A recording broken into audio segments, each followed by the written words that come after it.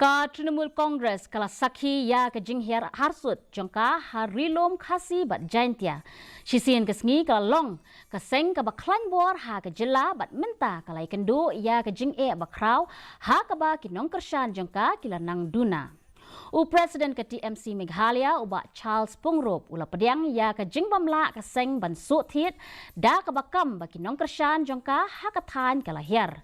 Habakali Halor kalaway jong ka TMC kham tam ha ka baydey bat ka jingken tiap sya ka Seng Congress bat kiwe ki Seng uba Charles ula Artatien Halor ka Jinglah ka Seng ban Pynneh Ialade. TMC is perceived as a Bengali party.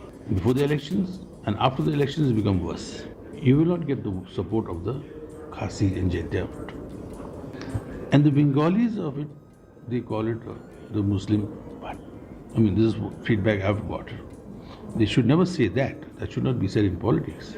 Because politics we are a secular country.